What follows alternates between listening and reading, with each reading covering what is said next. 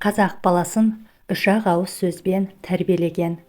Оның алғашқысы ұят болады, екіншісі жаман болады, үшіншісі обал болады. Ұят болады дегені өлімнен ұят күшті, ұятты істі істеме дегені, жаным арымның садағасы деген еді. Жаман болады дегені жақсы сөз жарым ырыс, жамандықтан аулақ жүр дегені, жақсының шарапаты, жаманның кесапаты тиеді деген еді. Обал болады дегені әр нәрсенің сұрауы бар. Саған түкке тұрғысыз болған бір нәрсе басқа біреуге өте қымбат болуы мүмкін дегені. Ешкімге көлеңкең түспесін дегені еді.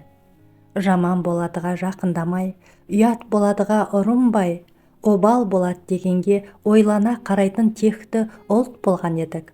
Ал қазірше жаудан да, даудан да қорықпаған қазақ едім. Енді қорқынышым көбейіп жүр. Біріншіден, бесігі жоқ елден қорқам. Екіншіден, немересіне ертегі айтып беретін әжесінің азаюынан қорқамын. Үшіншіден, дәмді, дәстүрлі сыйламайтын балалар өсіп келеді. Оның қолына қылыш берсе, кімді де болса шауып тастауға даяр. Қолына кітап алмайды. Үйреніп жатқан бала, оны үйретіп жатқан әке-шеше, әже жоқ. Қазақты жамандама, қазақ бала. Халық қой қазақ деген азақ қана, мәңгілік ай астында, жер үстінде, қазақтың жанашыры қазақ қана. Татулықтың бәрі де түсінуден, тыныштықтың бәрі де қанағаттан. Жақыныңа өкпелі болсаң да, аз ғұмырыңды сыйластықпен өткіз. Өкпе, реніш, наз дегенді көңіліңнен өзің өшірмесең, ол еш уақытта бітпейді. Бүгінгі адам ертең топырақ. Бір үйде қанша жан барсың, бәріңде бір-біріне қонақсың. Сыйлассаң, тіріңде сыйлас, өлген соң жыласпа. Өмірдегі ең үлкен жұбаныш имандылық. Өмірдегі ең үлкен жауапкершілік адал ниет. Өмірдегі ең үлкен құт береке кең пейіл. Өмірдегі ең үлкен олқылық түсінбестік. Өмірдегі ең үлкен шығын сенімді жоғалту. Өмірдегі ең үлкен байлық денсаулық пен ақыл ой. Өмірдегі ең үлкен қадам жығылған соң қайта тұру. Өмірдегі ең үлкен өкініш өз қасиетіңді бағаламау. Өмірдегі ең үлкен жөнсіздік рахмет айтпау. Өмірдегі ең үлкен қателік өзін жоғалтуы. Өмірдегі ең үлкен қайғы көре алмаушылық. Өмірдегі ең үлкен жеңіліс менмендік. Өмірдегі ең үлкен ақымақтық өтірік айту. Адамның ең үлкен жауы өзі. Ата-анадан жар жақын, туысқаннан мал жақын, ағайын ашы, мал тұщы, солай ма қазір?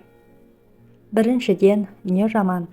Бірімен бірі туысқан, бір атымға таласып, бет жыртысса сол жаман. Ағайынмен тату болайық. Мына заман қай заман? Қаскүнемге жай заман.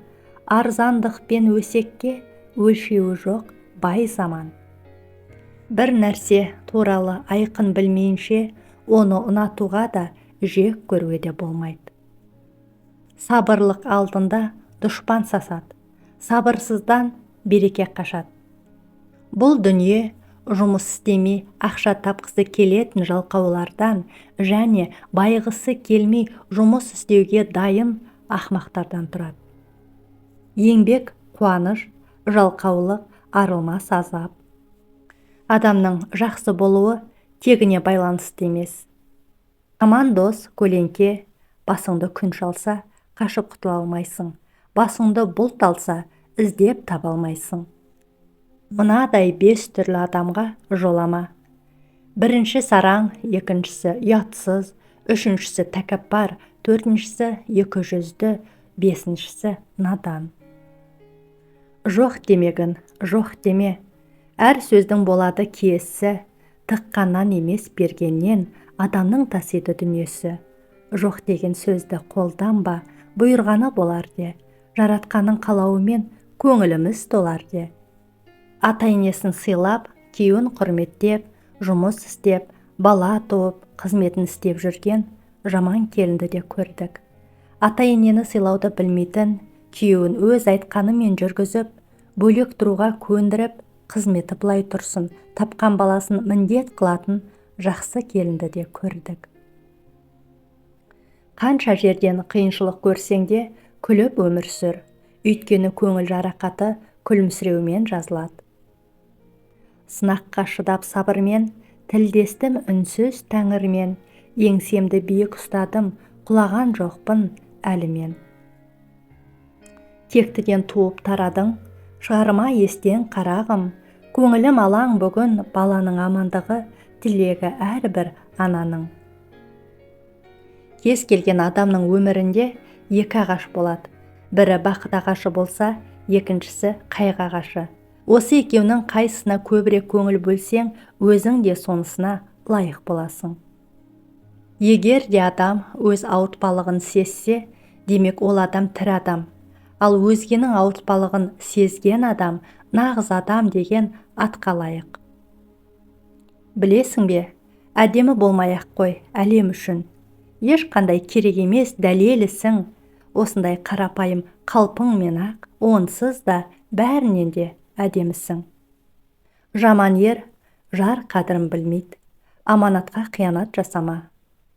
Мінезім бар, досым деген адамға дос боламын.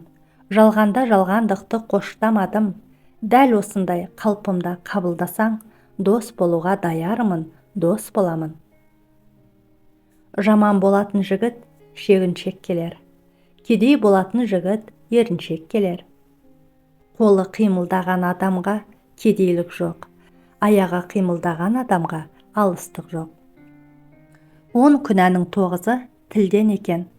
Жақсы айтылған әрбір сөзімізге байыппен қарамасақ, зияны өзгеге емес, өзімізге тиеді. Ағайынды өкпелеткеннің үні риді, әйелін өкпелеткеннің дымы құриды.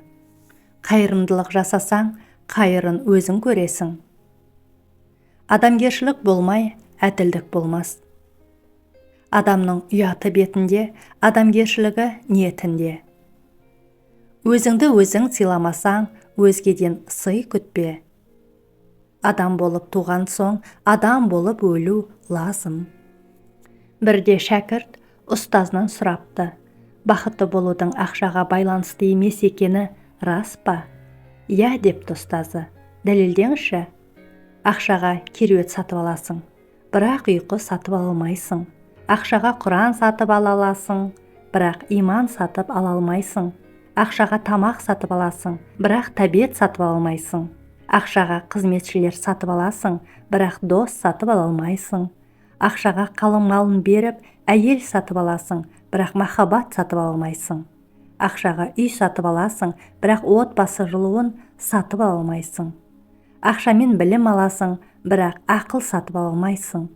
Ақшаға өмірдегі бәрін сатып алуға болады, бірақ өмірдің өзін сатып алу мүмкін емес. Орындық сатып алда, оны мешітке апарып қой. Кім сол орындықта отырып намаз оқыса, сен сауап аласың. Стақан не басқа да бір ыдысқа су құйып, терезенің алдына қой.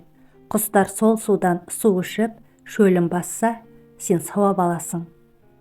Өз бөлмеңе қорапша алып қой. Әр күн сайын сол қорапшаға ақша салып тұр. Сен қандай да бір күнә жасап қойсаң, сол ақшадан садақа берсең, сен сауап аласың.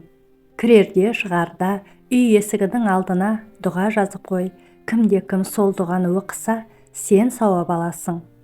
Құран сатып ал да, оны мешітке апарып қой. Кім сол Құран бетін ашып, ең құрығанда бір әрпін оқыса да, бір әріпке 10 сауап жазылады. Сен сауап аласың. Көңілі түсіп отырған мұсылманды күлдіртсең де, сен сауап аласың. Осы екі түрлі адамнан аулақ бол, сараңнан және көрсе қызардан. Кісі болар кісінің, кісі менен ісі бар. Кісі болмас кісінің, кісі менен несі бар? Өзі таза адам өзгеге күйе жағалмайды. Күйе жағу үшін өзінде күйе болу керек. Сіз әдеп, біз көмек. Ісіңізге еңбегіңізге, оқуыңызға нағыз адамгершілікпен қарасаңыз, сөз жоқ, жеңіске жетесіздер. Адалдық өзі алданса алданар, өзі ешкімді алдамас. Қызара білу, ұяла білу адам бойындағы ең тамаша адамгершілік қасиет. Арам табақтан адал ас өтпейді. Адамдардың қоғамдағы бүгінгі өмірін қиындатқаны соншалық, болашағын өткен өмірінің ең жарқын бөлігімен алмастырады. Бір кем дүние. Өмірге деген ызамыз бар, ренішіміз көп, өкпеліміз, кімге екені белгісіз, әйтеуір өшпенділікке толы кеудеміз.